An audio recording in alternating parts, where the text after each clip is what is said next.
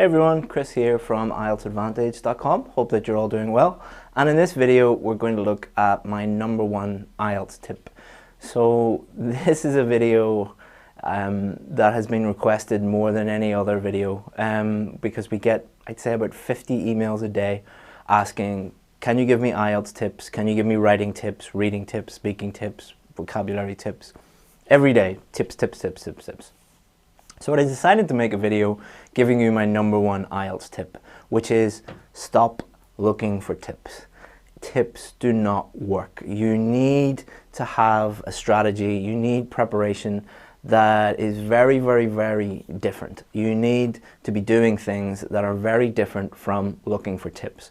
So what I'm going to do in this video is show you why tips are completely useless, and that you shouldn't focus your time and your energy on just tips, and a strategy that actually does work. Because at the end of the day, my job is to help you get the IELTS scores that you need. If tips worked, I'd give them to you. If tips helped you boost your score, if tips helped you improve your English, if tips helped you improve your IELTS score, I'd give them. All day, I'd just give you IELTS tips. It requires a little bit more than that. So let's look at this to demonstrate why tips are a waste of time. The dictionary definition of a tip is a useful piece of information or advice. But when people ask me for tips, they're not asking for useful information. What they really mean is, can I have a quick fix? Can I have a shortcut? Can I have a cheat? Can I have a hack? So that's what they're really asking for. Basically what you're saying to me is, I can't be bothered doing all the work. I really want the IELTS score that I need, and I want you to help me get there with the minimum amount of work and time. That doesn't really work. All right, so let's look at why that doesn't work. So if we start off here with the 4 different modules that you'll be doing on the IELTS test: listening test, a reading test, a writing test, and the speaking test. So if we open up writing, we can get task 1 writing, task 2 writing. So let's focus on task 2. If we open this up, there are 4 marking criteria that you'll be judged on. These are the 4 things the examiners will be thinking about. These are the things that you should be focusing on: task response, grammar, coherence and cohesion, and vocabulary. If we just take one of these and open it up more, here are just some of the grammar points that you need to master.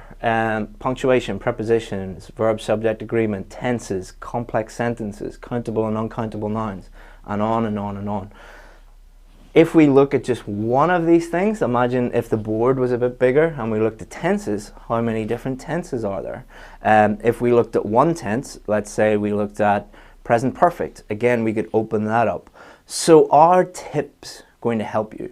Are quick fixes going to help you? No, because #1, the topic is just massive. The things that you need to do well, there are a huge number of things that you need to master and you need to do well. So if you're looking for quick fixes and shortcuts, when in reality you need to do a lot more work than that, what's going to happen? Well, what happens to most people? You'll do the test and you'll fail. And then you'll be like, okay, what I need are more tips. You'll look for more tips, you'll do the test again, you'll fail. And you'll keep failing, you'll keep wasting your time, you'll keep wasting your money. Instead of doing that, focus on something else. Focus on actually preparing properly. And let's look at that now. Let's look at some of the things that, these are the main reasons why tips don't work, but they're also the things that you need to do in order to get the score that you need. And this is based on years of experience helping thousands of people get the scores that they need. I've never ever worked with a student who got 7, 7.5, 8, 8.5, 9, who came to me and said, Chris, I got a band 8. Those top 10 tips really helped me. It doesn't work like that. I've never had a student in all these years that said that. I've had a huge number of students who've come to me and said, Chris, tips don't work. My other teacher gave me tips. Can we actually start and work on improving my score? So, #1 reason why tips don't work is because they don't give you a deep understanding of what to do.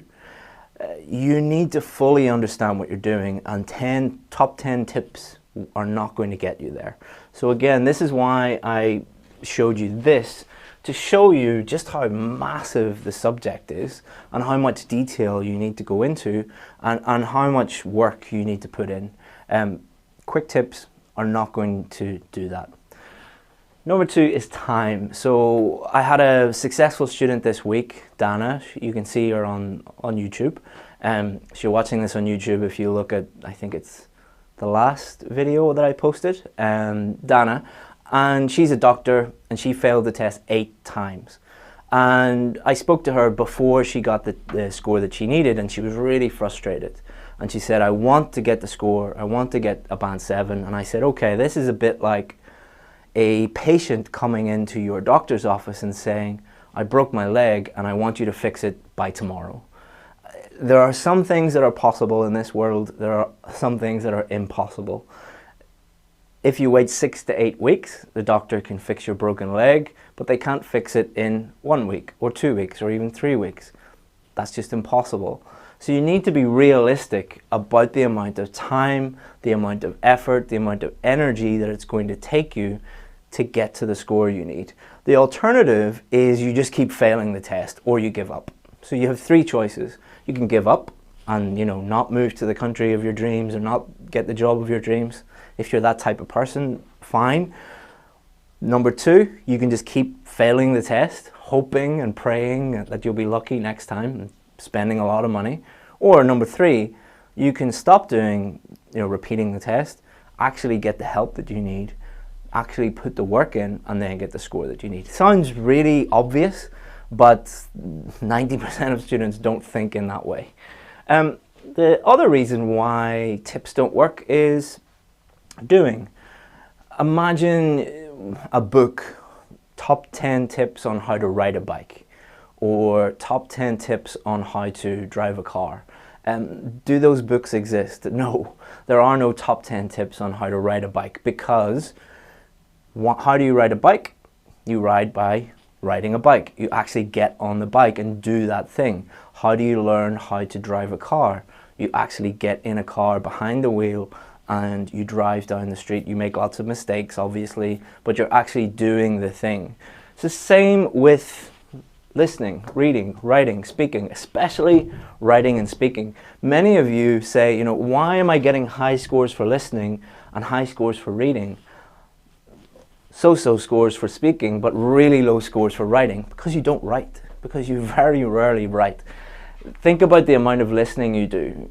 Amount of listening in English you do is probably 100 times more than the amount of time that you've spent actually writing. When you go to class, when you're watching TV, movies, just speaking to someone, you're constantly practicing listening. Maybe you've spent 1,000 hours on practicing listening without even knowing it. Writing, you might have practiced 10 hours, if you're lucky. That's why people get low writing scores. The average score worldwide is, I think, 5.5. That's the last published data from IELTS, 5.5. Why is it so low? Because people are looking at tips rather than actually writing, rather than actually speaking. The other reason why tips don't work is you're missing a crucial factor: feedback. Imagine 2 people, person A, person B. Person A is learning how to drive a car by just driving around a racetrack with no one else in the car. Person B is driving around a racetrack with a driving instructor beside them, giving them advice, giving them feedback on their mistakes, telling them what they're doing well, what they're not doing so well, how to improve that. Person B is obviously going to learn how to drive pretty quickly. Person A will fail their driving test again and again and again. You need feedback. Tips are not going to give you that feedback. Number 5, tips do not take into consideration that you are an individual, that you have individual strengths and weaknesses, that there are individual factors that are related to your preparation, to your score. You need to start your preparation and get a study plan and get feedback on your work so that you can work on your individual weaknesses and turn your individual weaknesses into strengths. If we look at grammar, for example, I deal with students every day. Very rarely will you meet a student who needs help with everything. You might get one student who needs help with tenses, countable and uncountable nouns and punctuation, but everything else is pretty good.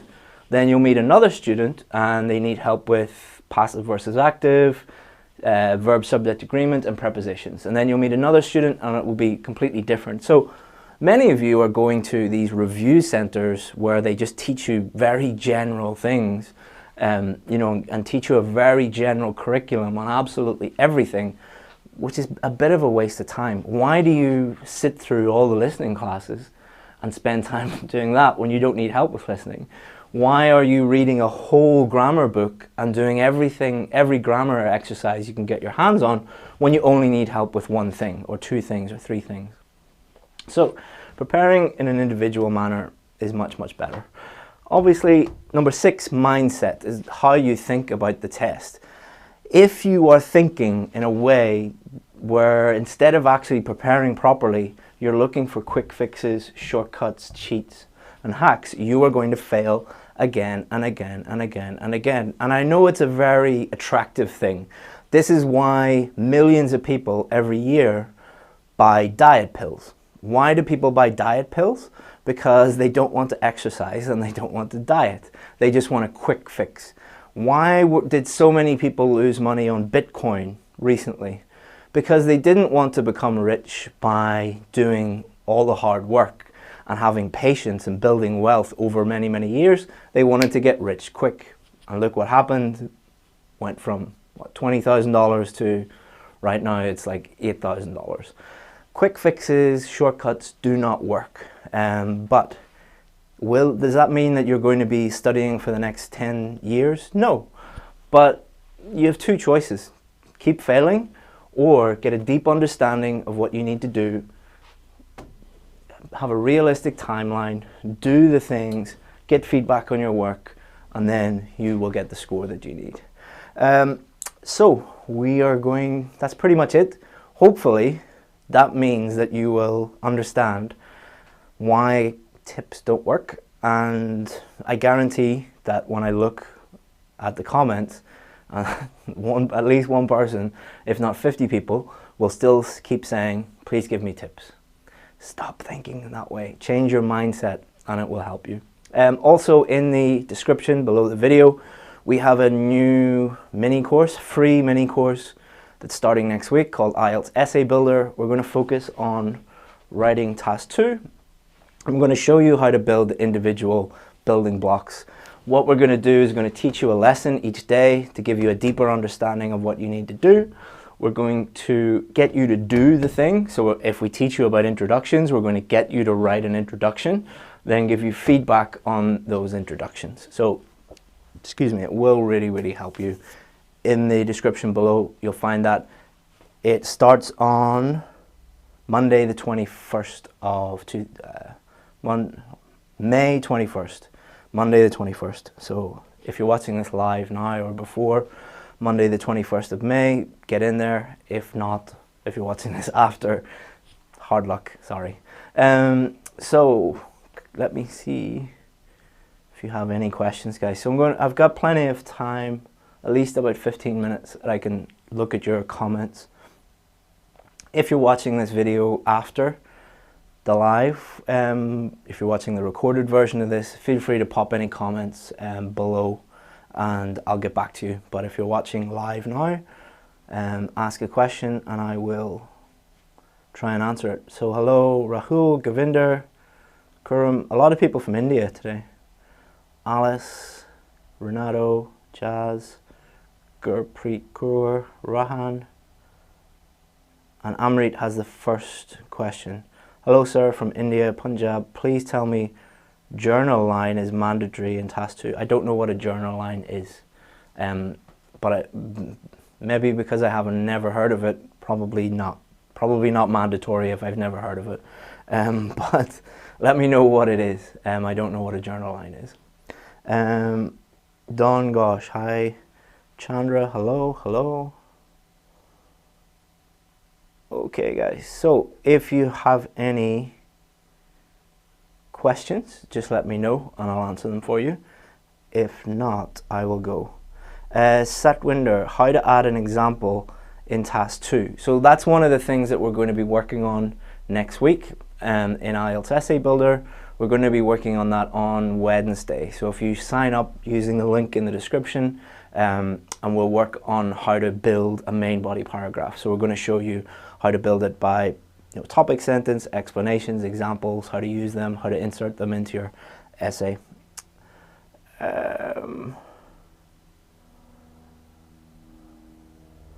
Sunil, hi Chris. The listening section is marked at the same time or they refer to the recording later. I think you mean the speaking test. I think that you've got mixed up and you mean, do they judge you immediately during the speaking test or do they use the recording later? Both.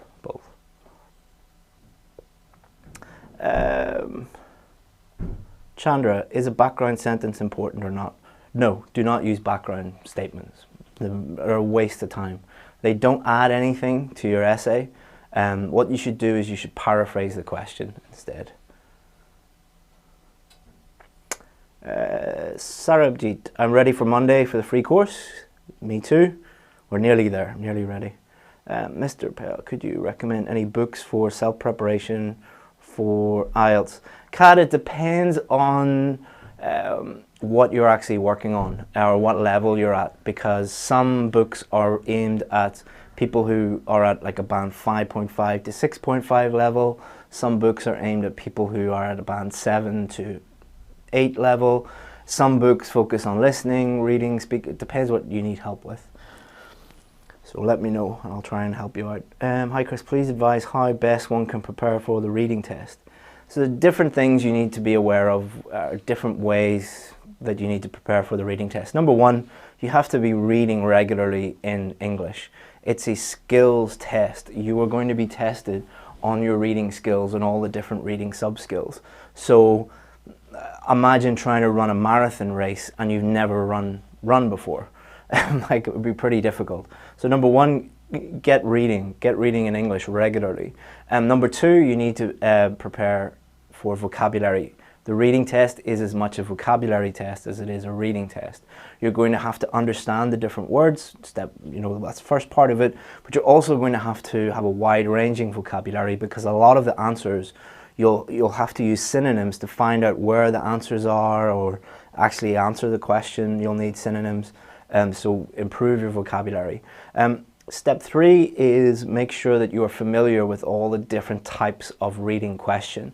True, false, not given, yes, no, not given, matching headings, multiple choice, short answer, summary completion. These all are testing different sub-skills and you need a different strategy for all of them. If you go to IELTSadvantage.com/reading, there's a lot of information there for you.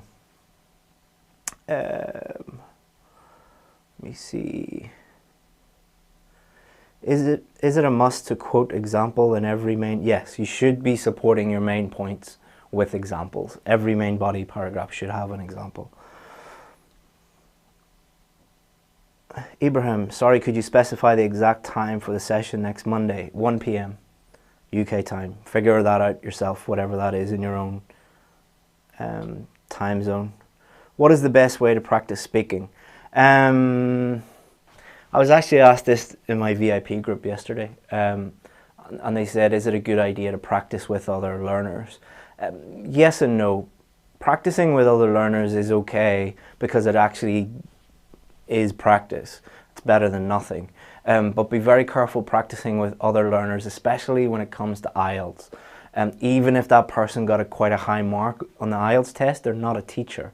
So they might not be giving you good advice. So I've seen this many times with students, telling other students and giving them really, really bad advice. The best option is to find a really good teacher and they will practice with you. They will practice with you and give you good feedback. But that's obviously more expensive than practicing with another student. A really good way that's free is to record yourself doing a speaking test and then to listen back, and that will raise your awareness of the different mistakes that you're making.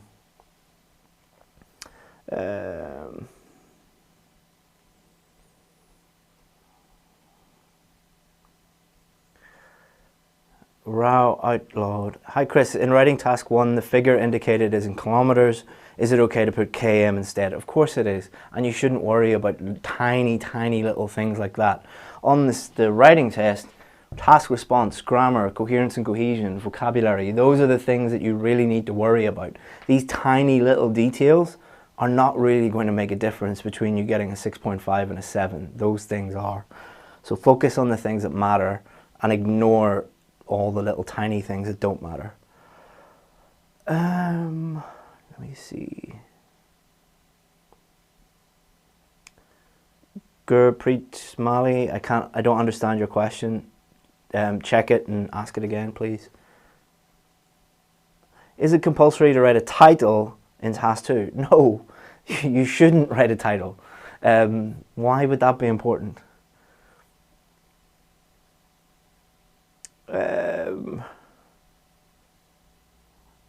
Can we use although and yet for the in task 2 introduction? Yes, but if you're worrying about that, you're thinking about it in the wrong way.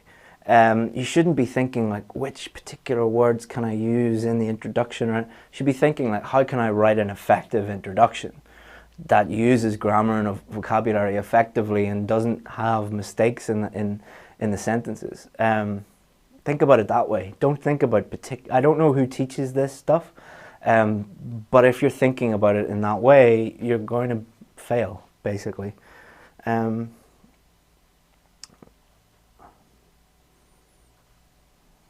to generate ideas. I made a video about that last week, so check that out here on YouTube. How can I improve task 1 in general training? There's some stuff on YouTube here about task 1 general training. There's at least one video about that.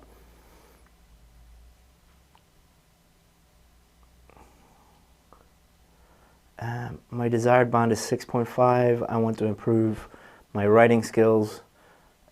Which book would you recommend? IELTS Advantage Writing Skills. It's probably the best one.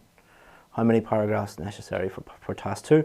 There's no one answer to how many paragraphs. I've seen great essays that use 5 paragraphs. I've seen great essays that use 4 paragraphs. There's no rule there.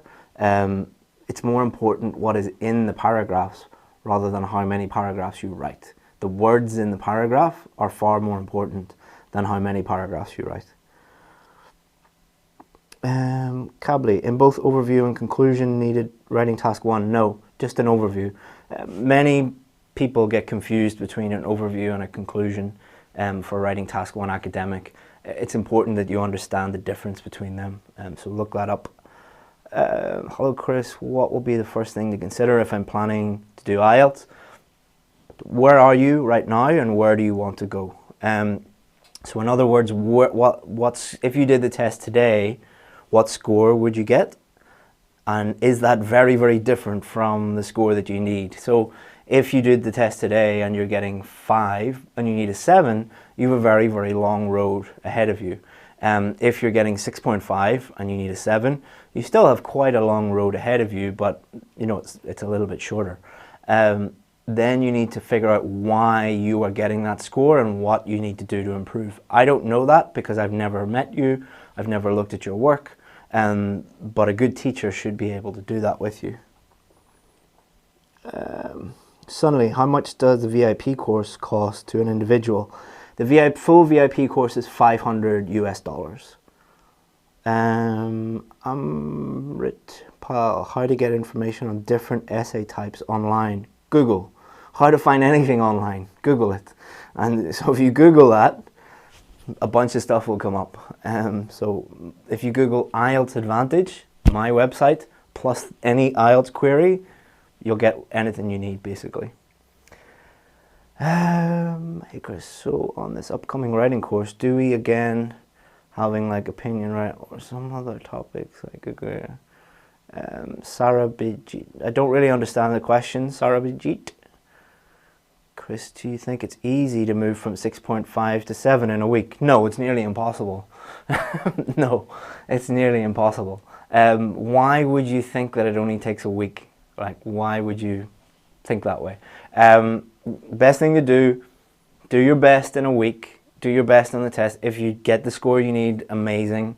If you don't get the score you need, then have a more realistic idea or timeline and put the time in that is required to improve. There's a big difference between a 6.5 and a 7. For example, someone getting 6.5 in writing, most of their sentences probably have grammar and vocabulary errors in them. Someone who's getting a 7, most of their sentences have no grammar and vocabulary errors in them. Most of their sentences are error-free. There's a big difference between a student who most of their sentences are wrong and most of their sentences are right. Massive difference. It's only half a band, but it's a huge difference.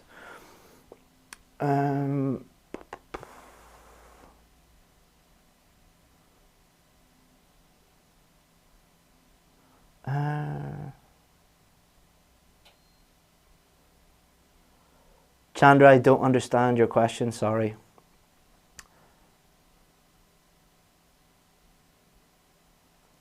Amrit, I don't understand your question, sorry. Keppel, how can I improve my grammatical errors? Good question. First, what you need to do is establish what are your main weaknesses. Most people have 2, 3, 4 areas of concern, weak areas. Establish what those are first. You'll need a teacher to help you with that. Then once you establish them, so let's say you have a problem with prepositions. And what you would do is you would learn all about prepositions, you would practice using prepositions, you would review that, you would get feedback on your work, you would produce sentences using those prepositions, and then you would again get feedback on your work, and then you would improve, just like anything else.